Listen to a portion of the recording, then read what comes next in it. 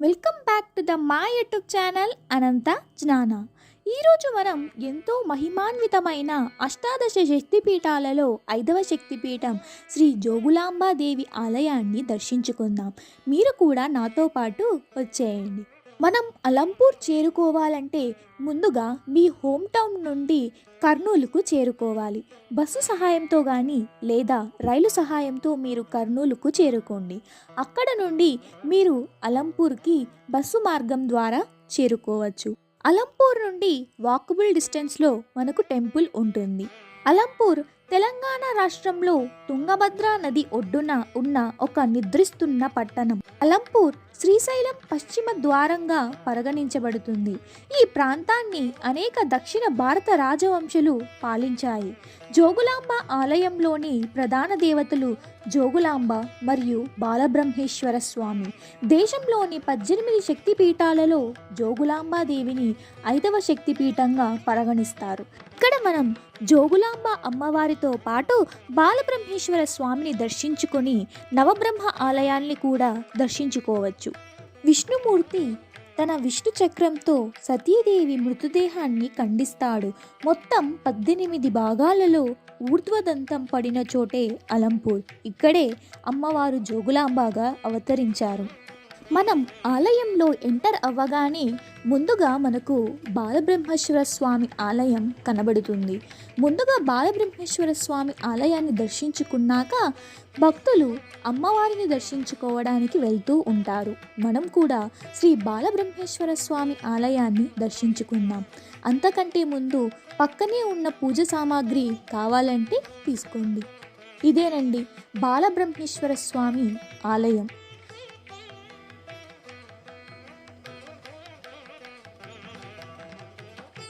ఇప్పుడు మనం లోపలికి వెళ్దాం రండి.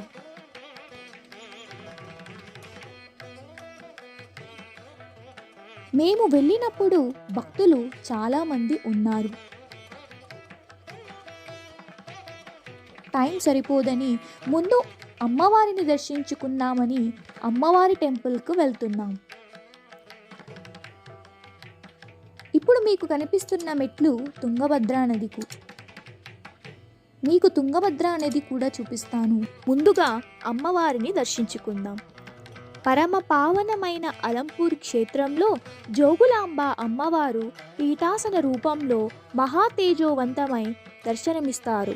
కేశాలు గాలిలో తేలుతున్నట్లు ఉండి వాటిలో బల్లి, తేలు, గబ్బిల్లం, కపాలం వంటివి కనిపిస్తాయి. ఎవరి ఇంట్లో అయినా జీవకళ తగ్గితే అక్కడ బల్లుల సంఖ్య పెరుగుతుందని, ఆ కళ మరింత క్షీణిస్తే అక్కడికి తేళ్లు చేరుతాయని దీని సారాంశం. ఆ తర్వాతి దశ అక్కడికి గబ్బిల్లాలు చేరడం. ఆ జీవకళ మరింత క్షీణిస్తే ఆ ఇంట్లో మరణం సంభవిస్తుందని చెప్పడానికి అమ్మవారి తలలో ఉన్న కపాలం ఓ ఉదాహరణ అని ఇతిహాసం. అందుకే జోగులాంబ అమ్మవారిని గృహచండిగా పేర్కొనడం అనాదిగా వస్తుంది. వాస్తుదోష నివారణలకు కూడా అమ్మవారిని మొక్కితే త్వరగా తీరుతాయని ఫలితం లభిస్తుందని భక్తుల నమ్మకం. ఆమె శక్తి రూపాలైన చండీ ముండీలను సమీపంలోని బాలబ్రహ్మేశ్వర స్వామి ఆలయంలో దాచిపెట్టారు. అప్పటి నుంచి 2005 వరకు అమ్మవారు ఇదే ఆలయంలో కొలువై పూజలు అందుకున్నారు. 2005లో కొత్త ఆలయాన్ని నిర్మించి అమ్మవారిని పునఃప్రతిష్ఠించారు. రోజువారీ పూజలతో పాటు ఆ తల్లికి ప్రీతికరమైన మంగళ శుక్రవారాలలో ప్రత్యేక అభిషేకాలు జరుగుతాయి. కోరిన కోర్కెలు తీర్చే తల్లిగా ప్రసిద్ధి అయిన ఇక్కడ అమ్మవారిని దర్శించుకునేందుకు నిత్యం వందల సంఖ్యలో భక్తులు వస్తూ ఉంటారు. సంతాన సమస్యలు, అనారోగ్య సమస్యలు ఉన్నవారి పాలిట జోగులాంబ ఆపద్బాంధవ పాత్ర పోషిస్తుంది. అలంపూర్ క్షేత్రంలో కార్తీక మాసం పూజలు శివరాత్రి పర్వదినాన కనుల పండుగగా నిర్వహిస్తారు. కార్తీక మాసంలో జోగులాంబ అమ్మవారిని విశేష పూజలో పాల్గొనేందుకు మహిళలు అధిక సంఖ్యలో పాల్గొంటారు. కార్తీక మాసంలో జరిగే ప్రత్యేక ఉత్సవాల కోసం దేవాలయాన్ని కనుల పండుగగా విద్యుత్ దీపాలతో అలంకరిస్తారు. ఈ మాసంలో విఐపీలు తాకిడి ఎక్కువగా ఉంటుంది. అలాగే శివరాత్రి పర్వదినాన బాలపు బ్రహ్మేశ్వర స్వామిని దర్శించుకునేందుకు భక్తులు అధిక సంఖ్యలో తరలివస్తారు. శివరాత్రి పర్వదినం రోజున ఇక్కడ ఆలయంలో ప్రత్యేక పూజలు చేసేందుకు తెలంగాణ, రాయలసీమకు చెందిన ప్రజలు ఎంతో ఆసక్తి కనబరుస్తారు. ఇప్పుడు మనం స్థల పురాణం తెలుసుకుందాం. అష్టాదశ శక్తిపీఠాల ఆవిర్భావం వెనుక పరమశివునితో కూడిన పురాణగాథ ప్రాచుర్యంలో ఉంది. శివుని భార్య సతీదేవి తండ్రి దక్షుడు చేపట్టిన యజ్ఞానికి వెళ్ళి అవమానాల పాలై అక్కడ ప్రాణత్యాగం చేస్తుంది. భార్య మీద ప్రేమతో ఆమె మృతదేహాన్ని భుజాన ధరించి లోక సంచారం చేస్తూ ఉంటాడు.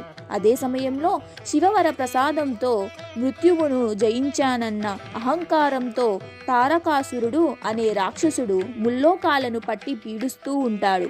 శివవీర్య సముద్భావంతో జన్మించి కన్యకల పాలచేత పెంచబడ్డ వాడి వల్ల తప్ప మరెవ్వరి చేతిలోనూ మరణం సంభవించదన్న వరం తారకాసురుడిది. ఇటు చూస్తే సతీ వియోగంతో శివుడు అనంత బాధలో ఉంటాడు. పార్వతీదేవిని శివుడు పెళ్లాడితే వారికి పుట్టబోయే కుమారస్వామి వల్లే తారకాసురుడు చనిపోతాడని దేవతలకు తెలియడంతో వారు శివుడిని అందుకు ఒప్పిస్తారు. కానీ మొదటి వివాహ బంధం నుంచి శివుడు విముక్తి కావాల్సి ఉంటుందని పరాశక్తి చెబుతుంది. దీంతో విష్ణుమూర్తి తన విష్ణు చక్రంతో సతీదేవి మృతదేహాన్ని ఖండిస్తాడు. మొత్తం 18 భాగాలు ఊర్ధ్వదంతం పడిన చోటు అలంపూర్. ఇక్కడే అమ్మవారు జోగలాంబగా అవతరించారు.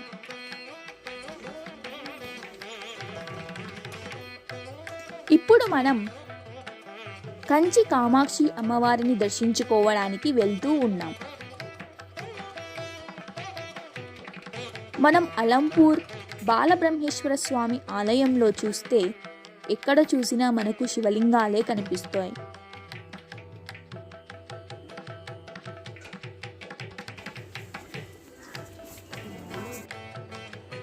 ఇప్పుడు మనం తుంగభద్రా నదిని చూద్దాం. ఈ తుంగభద్రా నది ఒడ్డునే అమ్మవారి ఆలయం ఉంటుంది.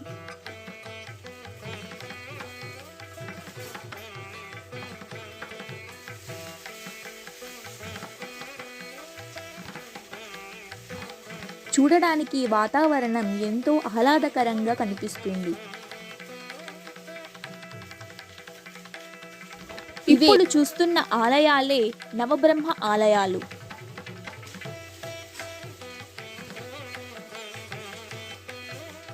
ఇప్పుడు మనం చూస్తున్నది మ్యూజియం.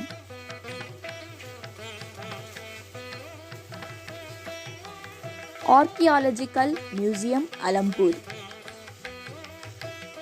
లోపల చూడడానికి చాలా బాగుంటుంది. వీలైతే మీరు కూడా తప్పకుండా చూడండి. పెద్దలకైతే 10 రూపాయలు, చిన్న పిల్లలకైతే 5 రూపాయలు టికెట్ తీసుకోవాల్సి ఉంటుంది.